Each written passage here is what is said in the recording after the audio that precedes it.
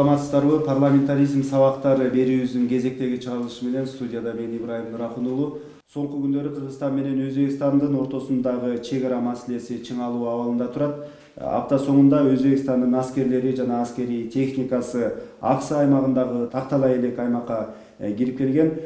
Бүгүн биз мына ушул теманы талкуулайбыз. Катышуучуларыбыз Кыргызстан фракциясынын лидери Канатбек Исаев, социал-демократтардын өкүлү Төрөбай Зулпукаров жана Ата Мекен фракциясынын депутаты Сайдулла Нишанов. Маегибизди баштаардан мурда кыскача тасмабыз бар, ошого көңүл бурсак.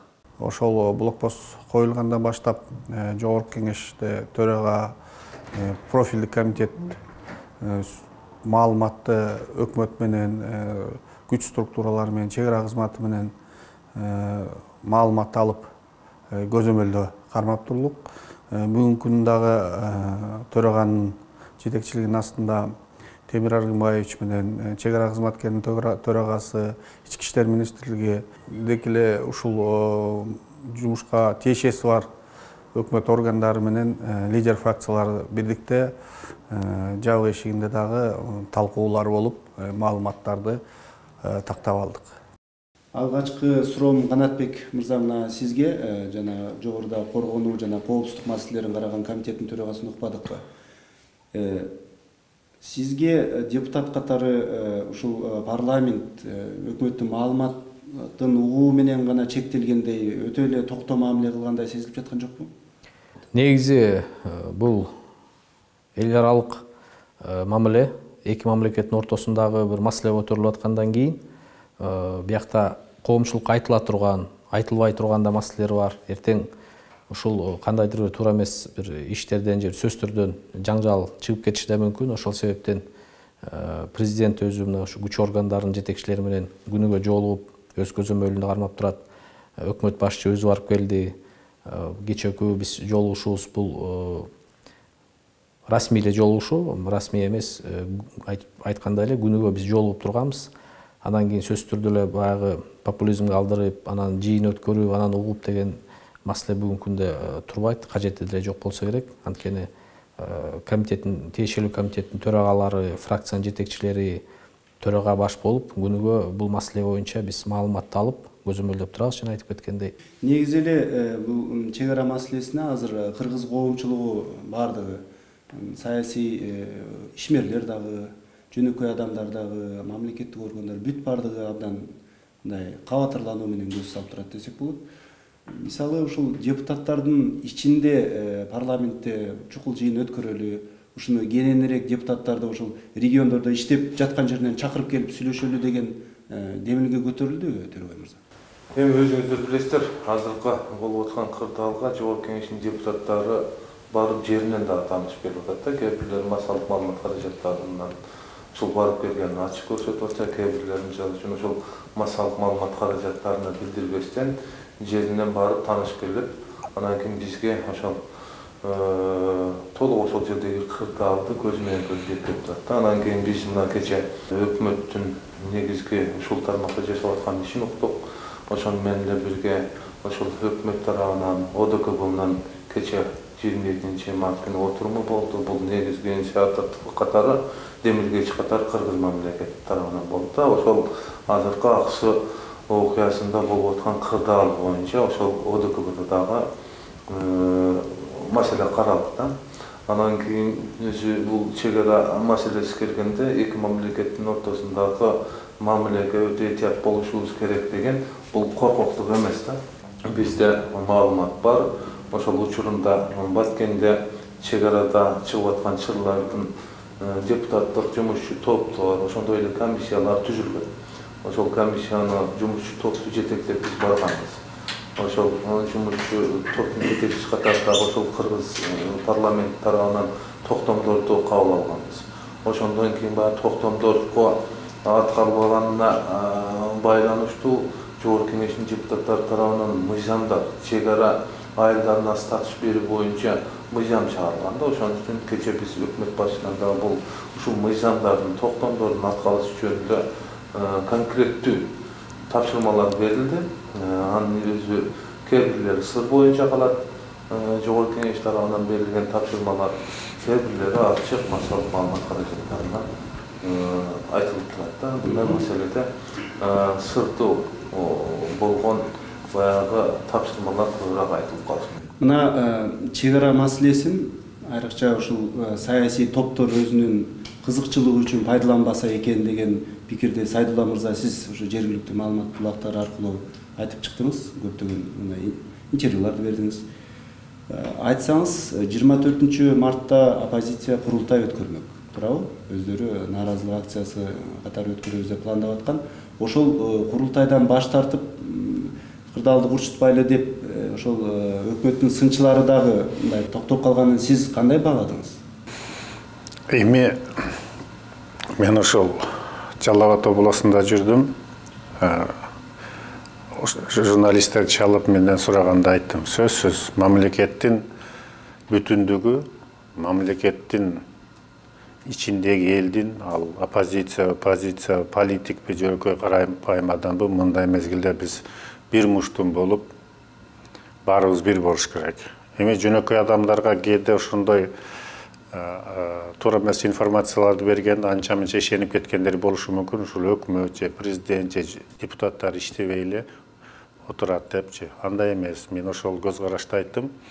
Азыркы күндө биз бири-бирибизге эч качан туура эмес сөз айтпай колдоп турушубуз керек. Себеби президент да, премьер-министр да, депутаттар да баары мунун үстүнөн иштеп атат. Мына менин коллегаларым айткандай, анын телевидениеден, радиодон көрсөтө турган жагы бар, көрсөтпөй турган жагы бар. Ал эми мындай мезгилде биз өзүбүздүн бийлик башында турган жетекчилерге критиканы көбөйтө берген болсок, алардын сүйлөшүүгө жөндөмү сөзсүз азаят. Биз ошону кайра колдоп турсак, бул жакшы болот. Мен ойлойм, ар бир мамлекет башында турган адамды ушундай опурталдуу убактарда өзүнүн жарандары колдосо, мен ойлойм, ал жетекчилер үчүн ушул маселени чечкенге бир топ жеңил болот, анан чечкиндүү да болот. Мына парламенттен тышкаркы оппозициялык өкүлдөр бүгүн 24 мартта өтүлүүчү курултайды токтото турушту. Ушул кырдаалга байланыштуу. Буга мындай бир оң баа берүүгө болобу? Мен ойлойм, мен эми алар менен байланышым болбогондон кийин ичинде кандай пикир бар экенин билбейм. Негизи муну туура деп ойлосок болот. Жакшы, мындай мезгилде биз көз карашыбыз кандай болгондо дагы бийликти критика кылгандан токтоп турушубуз керек. Ошондой болсо дагы мына алгачкы күндөр эле айрым аты улдук уюмдар, айрым өздөрүн патриотбуз деген жаштар өз күчтөрүн өзүбүз эле кууп чыгабыз дегендей бир демилге менен, кызыкандуулук менен чыкты. Баш көтөрүштү десек болот да. Мына ошондой учурда депутаттар калыс пикирин айтып, аларды кайра мындай токтоолукка чакырыш керек беле? Эмне үчүн мисалы ошол парламенттен депутаттардан ошолордун алдына чыгып, ошолор менен аралашып жүргөн депутат болгон жок? Жок, мамилеси бар депутаттар сөзсүз түрдө өзүнүн кеңешин, акылын айтып, сабырдуулукка чакырып эле жатышат. Сөзсүз түрдө бул маселеде эч кандай бир шашылыш, бир чечим кабыл албаш керек. Сабырдуулук менен мыйзам чегинде ошо эл аралык бир келишимдердин негизинде бул маселе чечилет деп ойдобуз да биз. Ал эми мына Аксыдагы азыркы кырдаал кандай деп ойлойсуз? Үңкүртоодогу телестанциялардын маселеси дагы көтөрүлүп чыкты кечээ күнү бүгүн. Аксыдагы кырдаал дагы деле Курчбойдон турат. Сиздердин соңку маалымат кандай? Бул боюнча кечээ өкмөт башы Темир Эргенбаевич дагы бизге маалымат берди. Негизинен ошол Үңкүртөө, Уңгартоо деп коет экен. Ошол Уңгартоодогу баягы бизде стратегиялык объектилер бар да. Ал стратегиялык объектилерди баягы негизги көчүрүү боюнча жергиликтүү бийликке сунуш берди. Жергиликтүү кеңештин депутаттарынача. Ошондо бул негизги маселеси, бул ошол көчүрүүнүн негизги максаты бүгүнкү күндөгү кооптуу жерлерде стратегиялык объектилерди келечекке жылдыруу максатында деп түшүндүрмө бердим. Анан кийин жергиликтүү кеңештин депутаттары менен биргеликте иш алып барыш керек. Ал жерде чечим чыкты. Өкмөттүн сунушуна макул болгон жок да. Ошондуктан ал бүгүнкү күндөгү ошол жердеги стратегиялык объектилер, ошол биздеги баягы негизги байланышты камсыз кыла турган антенналар, ошол антенналарды бүгүнкү күндө ошол жакта калып атат. Дүйнө жүзүндө 200дөн ашык мамлекет боло турган болсо, баягы чек ара маселелери талаш жерлер же болбосо такталбаган жерлер 70-тен ашуун мамлекеттерде бар да. Ушул Россия менен Япониянын ортосунда Курил аралдарында Итруп деген мисалы үчүн ошол талаш маселе болуп кетти. Скандинавия мамлекеттеринде, Америка менен Мексиканын ортосунда, Кавказдагы мамлекеттердин баарында эле бүгүнкү күндө бар. Бирок кээ бир ошол Европада өнүккөн мамлекеттерде чегара маселелери мисалы үчүн 300 жылга чейин такталбаган шүйлөшүүлөр жүрүп келе жаткан жерлер бар да. Анан кийин бүгүнкү күндөгү ошол талаш деп айтсак болбойт. Азыркы бүгүнкү күндөгү Аксу менен Алабуканын ортосундагы жерде талаш жер деп айтканга болбойт да. Бул такталбаган. Бул Кыргыз мамлекетинин жери. Бирок такташ үчүн Өзбекстандын сунушу бар. Бирок бул такталбаган жерлер өзгөчө статуска ээ. Ал жерге кайсы бир мамлекет өзүнүн аскерин же болбосо өзүнүн военный техникаларын коюуга бул эл аралык келишимдерди да каралганда бул туура эмес болуп калат да. Ошондуктан биз сүйлөшүүлөрдү жүргүзүп атабыз. Эми үчүн дегенде Кудайым кошунакылып жаратып коюптур да. Бизде энергетика маселесинде сөзсүз келечекте байланыш болуп калышы мүмкүн. Суу маселесинде бир дарыядан суу ичип калыппыз. Эртең эле мисалы үчүн мына жаз келатат дегенде. Ошондуктан кырдаалды курчутуу биздин Кыргыз мамлекети үчүн дагы, Өзбекстан үчүн дагы кереги жок да. Ошон үчүн ынтымакта жашаганга биз аракет кылышыбыз керек. Бирок Кыргыз мамлекети Кудайга шүгүр күчү жетет, коргонууга, урушууну каалабайт деп биздин мамлекет башчысы Алмаз Шаймарданов дагы айтып кетти. Ошондой эле Кыргыз мамлекетинин жигиттери дагы ошол ойдо деген ойлойм да. Өз мамлекетибизди коргоп алууга күчүбүз жетет. Мына Үңкүр тоодогу маселе бул биринчи жолу эмес. Мурда дагы өзбек чек арачылары кирип келип, ал жерди бир жолу текшерүүгө алган. Андан сырткары дагы жанагы тактала элек жерлерге өзбек күчтөрү, өзбек чек арачылары кирип келген учурлары көп эле болгон. Эми ушул көп жылдардан бери ушул чек ара маселесинин эки өлкө ортосундагы курчуп келе жатышына, чечилбей, ошол бирдиктүү жанагындай бир дипломатиялык жолдордун табылбай келе жатышына эмне себеп болуп жатат деп эсептейсиз? 3 жыл мурда өзбек аскерлери Үңкүр тоого чыгышкан, анан кийин дипломатиялык жолдор менен сүйлөшүүлөрдөн ал жерден түшүп кетишкен. Анан кийин ошондой эле бизде бүгүнкү күндө ачык эле айтып коюшубуз керек, буну коомдон жашыруунун деле кажети жок. Бизде Тажикстан менен болгон баягы демилитация, демаркация маселесинде бир канча нерселерди чечип алдык да. Бирок Өзбекстан менен бүгүнкү күндө 1994-жылдан бери сүйлөшүүлөр жүрүп келаткан болсо, бүгүнкү күндө начар. Анан кийин өзү негизи бул маселелер чечилүүдө бир тараптуу каалоо болбош керек да, эки тараптан дагы болуш керек. Өзбек тараптын ушундай кадамга барышына, абдан опурталдуу кадамга барышына Кыргызстандын ичиндеги социалдык экономикалык абалда себеп болуп жаткан жокпу? Себеби дегенде, мына мисалы былтыртан бери эле көптөгөн өлкөлөр кризисте. Казакстан, Россия, атүгүл Сауд Аравиясы дагы азыр кризистик абалды баштан өткөрүп атат.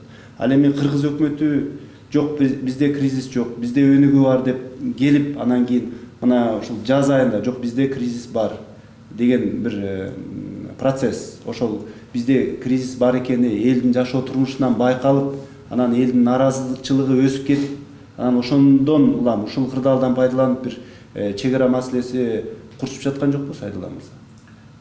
Мен андайга кошула албайт элем, себеби Кыргызстанда эл акыркы 25 жылда ичинен бир топ жылы өзү менен өзү эле болуп калган да.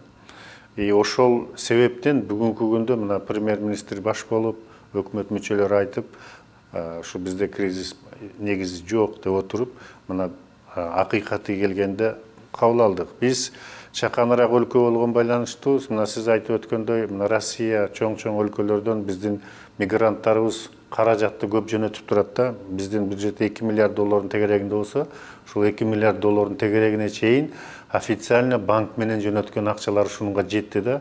Ал эми чөнтөгүндө салып келет, автомобиль алып келет, башкасы товарлар алып келет. Бул менен бул сумма бир топ көбүрөөк болуп калышы мүмкүн. Ошондуктан азыр ошол жактан жөнөткөн акчалардын 50%-дан ашыгы келбей калды. Ошол биринчи, мына ошол сырттагы кризис бүгүн билине баштады. Эми сөзсүз бардык жерде жашоо оор болуп атат.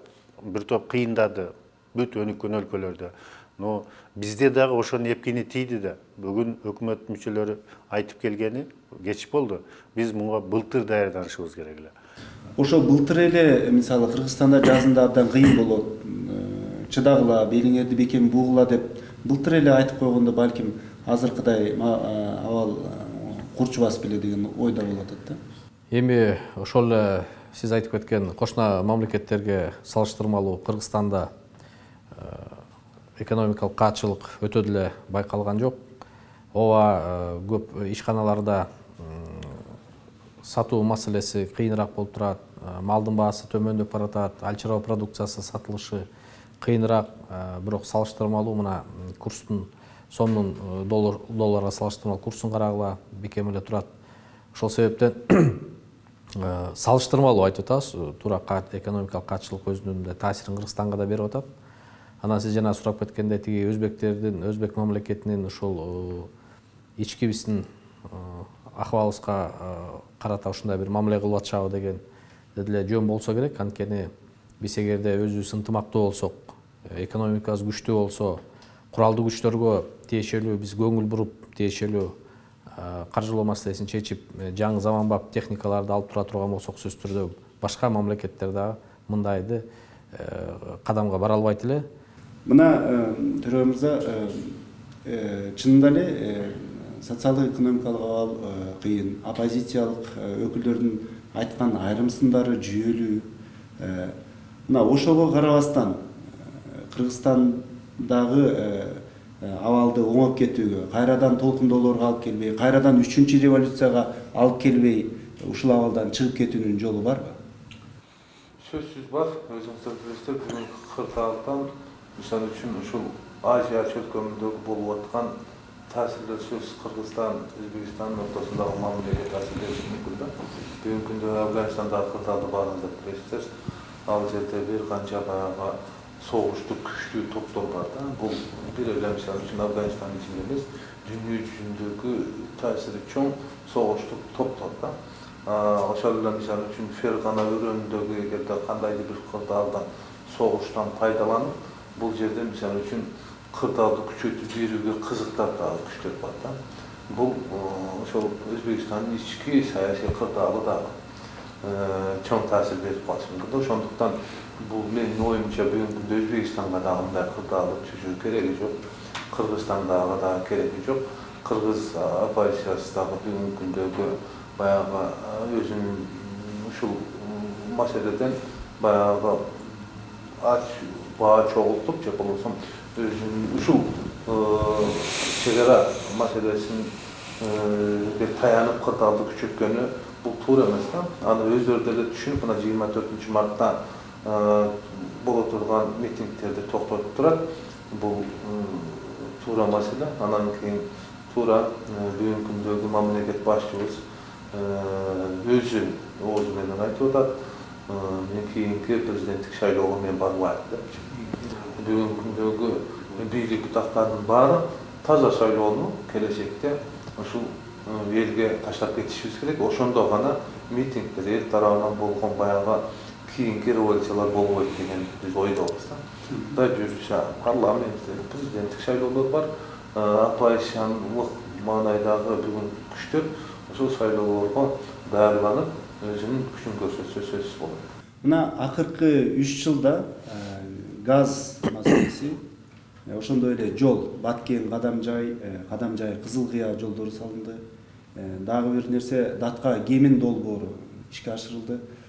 Эми мындан ары дагы ошол Ташкенттин көзүн карабай, чегара маселесин чечүүдө чечкиндүү кадамдарга барыш үчүн Кыргызстан эмне кылыш керек деп ойлойсуз? Негизи Кыргызстан мына кошуна катары бардык мамлекеттерге жакшы, мындай комфортный мамлекет болду да. Бизде сүйлөшүүгө, ушул кеңешүүгө ар дайым жол бар да, эшигибиз ачык, алар келип каалаган маселесин айтып, талкуулап, эгерде бизге ылайыктуу болсо, биздин жетекчилер ошонго сүйлөшүүгө, макулдашууга даяр. Бул биринчи жагы. Экинчи жагы, биздин кошуналар кээде бизди кээде укпай койгусу келип атат. Эми мен башында айтып өттүм, эмне үчүн ушул мамлекет башында турган президентти, премьер-министрди негизи ушул мамлекет башында турган жетекчилерди бүгүн биз колдоп турушубуз керек.